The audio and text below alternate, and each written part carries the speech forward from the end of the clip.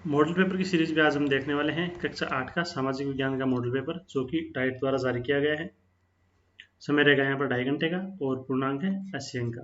तो चलिए आज का वीडियो शुरू करते हैं। शुरू करने से पहले आपसे रिक्वेस्ट रहेगी, चैनल पर नए हैं तो चैनल को सब्सक्राइब कर बेल आइकन प्रेस कर दें और साथ में ऑल को सिलेक्ट कर दें, ताकि आने वाली हर वीडियो की नोटिफिकेशन आपको लगातार मिलते रहे। इससे पहले गणित और विज्ञान के मॉडल पेपर मैंने बना दिए हैं, जो कि मेरे चैनल पे आपको मिल जाएंगे। उनकी लिंक है वो डिस्क्रिप्शन बॉक्स में दी गई है, वहाँ से भी आप देख सकते हैं। तो आज की वीडियो में हम देखते हैं, पहला प्रश्न है यहाँ पर, भारत का अंतिम वायसराय था तो लॉर्ड माउंटबेटन। सर्वप्रथम भारत आने वाली पश्चिमी ताकत थी पुर्तगाली। शेर मैसूर के नाम से जाना जाता है टिप्पू सुल्तान।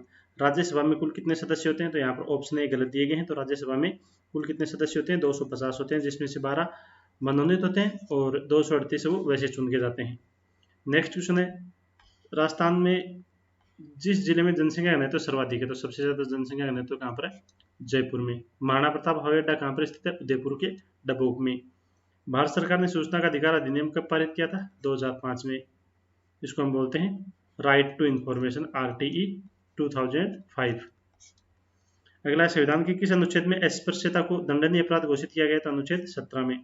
1857 में सबसे पहले विद्रोह कहाँ प्रारंभ हुआ था? मेरठ में। कानून बनाने में सर्वाधिक महत्वपूर्ण भूमिका किसकी होती है? संसद की। तो क्वेश्चन नंबर 10 तक हमने देख ली। इसके बाद देखते हैं हम आगे वाले क्वेश्चन। क्वेश्चन नंबर 11 में आपको रिक्त स्थान भरने। सबसे पहला है, राजस्थान स्थापना दिवस 30 मार्च को मनाया जाता है।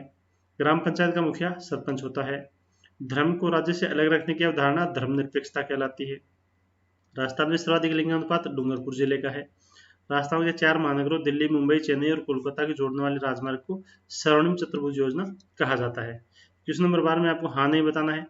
संयुक्त राजस्थान के राज प्रमुख भोपाल सिंह थे, तो हाँ। कुंभलगढ़ दुर्ग के कटारगढ़ में महाराणा का जन्म हुआ था, हाँ। हुडा सम्मेलन 17 जुलाई 1834 को हुआ था, नहीं। आदिवासियों का एक जनजातीय धर्म होता है, नहीं। 1857 में गवर्नर जनरल को वायसराय कहा जाने लगा, हाँ। इसका देखते हैं हम प्रश्न संख्या 13। प्रश्न संख्या 13, राजस्थान के 4 कुटीर, कुटीर का मतलब छोटे उद्योगों के आपको नाम बताने हैं। तो यहाँ पर हम लिखेंगे हाथकरघा उद्योग, अगरबत्ती उद्योग, श्रम उद्योग और मिट्टी की बर्तन निर्माण उद्योग। अगला, 1857 की विद्रोह के प्रमुख केंद्र कौन से थे? तो मेरठ, दिल्ली, कानपुर, लखनऊ, झांसी, वर्तमान में हरियाणा और राजस्थान के कुछ हिस्से। जलियांवाला बाग हत्याकांड कब और कहाँ घटित हुआ था?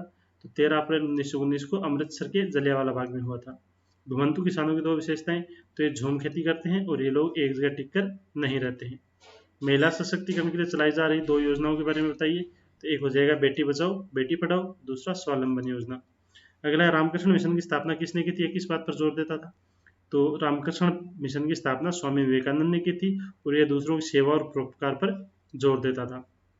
अगला है, राजस्थान में 1857 की क्रांति के क्या कारण रहे थे? तो पहला है यहाँ पर कंपनी द्वारा राजाओं के आंतरिक शासन में हस्तक्षेप, राज्यों के उत्तराधिकार के प्रश्न पर असंतोष और राज्यों के आर्थिक मामलों में हस्तक्षेप, ये कुछ कारण थे। अगला है, अपराध की जांच के लिए पुलिस की क्या भूमिका होती है? तो इसका आंसर हम लिखेंगे अपराध की जांच के लिए पुलिस की भूमिका महत्वपूर्ण होती है, क्योंकि उसी जांच के आधार पर मामले पर विचार होता है। इसलिए पुलिस का कर्तव्य होता है कि जांच तीव्र गति और निष्पक्षता पूर्ण करे, जिससे पीड़ित को न्याय मिल सके। इसका प्रश्न संख्या 21 आपको देखिए, ऊर्जा और शक्ति के परंपरागत स्रोतों का वर्णन कीजिए। तो ऊर्जा के यहाँ पर 2 स्रोत हैं, एक होते हैं पारंपरिक स्रोत, एक होते हैं गैर पारंपरिक स्रोत। पारंपरिक स्रोत में जीवाश्म ईंधन, तापीय विद्युत संयंत्र, जल विद्युत संयंत्र, जैव ऊर्जा और पवन ऊर्जा। वैकल्पिक में सौर ऊर्जा, समुद्रों से ऊर्जा, भूतापीय ऊर्जा और नाभिकीय ऊर्जा। इसका वर्णन आपको करना है यहाँ पर। तो वर्णन में हम लिखेंगे ऊर्जा के सबसे पहले पारंपरिक स्रोत। ऊर्जा के वे स्रोत जो जनसाधारण द्वारा वर्षों से प्रयोग किए जाते हैं ऊर्जा के पारंपरिक स्रोत कहलाते हैं, जैसे जीवाश्म और बायोमास। जीवाश्म ईंधन, जीवाश्म से प्राप्त ईंधन जैसे कोयला, पेट्रोलियम जीवाश्म ईंधन कहलाते हैं। लाखों वर्षों में उत्पादन, सीमित भंडारण और अनिर्वहनीय स्रोत। भारतवर्ष में विश्व का 6% कोयला भंडार है, जो कि वर्तमान दर से खर्च करने पर अधिकतम 250 वर्ष तक बना रहेगा। जीवाश्म ईंधन को जलाने पर उत्पन्न प्रदूषण और हानियां। जीवाश्म ईंधन के जलने से मुक्त कार्बन, नाइट्रोजन और सल्फर के ऑक्साइड वायु प्रदूषण और अम्ल वर्षा का कारण बनते हैं, जो कि जलमृदा के संसाधनों को प्रभावित करती है। उत्पन्न कार्बन डाइऑक्साइड ग्रीन हाउस प्रभाव को उत्पन्न करती है, जिससे धरती पर अत्यधिक गर्मी हो जाती है। जीवाश्म ईंधन से उत्पन्न प्रदूषण को कम करने के उपाय, दहन प्रक्रम की दक्षता में वृद्धि कर और विविध तकनीकों का प्रयोग कर दहन के फलस्वरूप उत्पन्न गैसों के वातावरण में पलायन को कम करना। नेक्स्ट क्वेश्चन आपको यहाँ पर दिया गया है, भूस्खलन किसे कहते हैं? इसे रोकने की विधियों का बताइए। तो भूस्खलन सामान्य रूप से सेल, मलबा या ढाल से गिरने वाली मिट्टी के वृहद संचलन को भूस्खलन कहते हैं।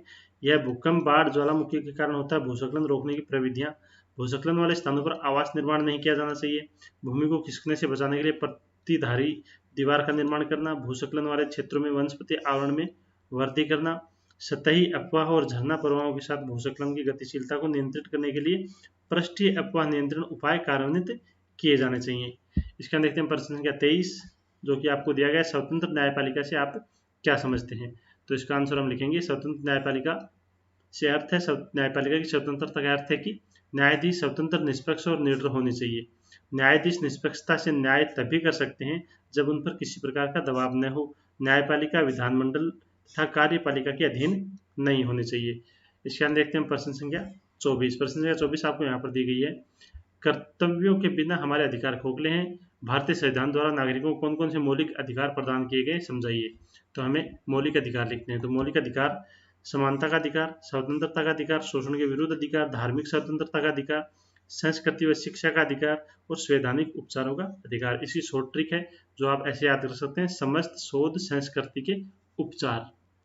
समस्त में सम का मतलब समानता का, स्त का मतलब हो जाएगा स्वतंत्रता अधिकार, शो का मतलब शोषण के विरुद्ध अधिकार, ध्याय का मतलब धार्मिक स्वतंत्रता अधिकार, संस्कृति का मतलब संस्कृति और शिक्षा संबंधी अधिकार और उपचार का मतलब संवैधानिक उपचारों का अधिकार। ये इनके अनुच्छेद दिए गए हैं।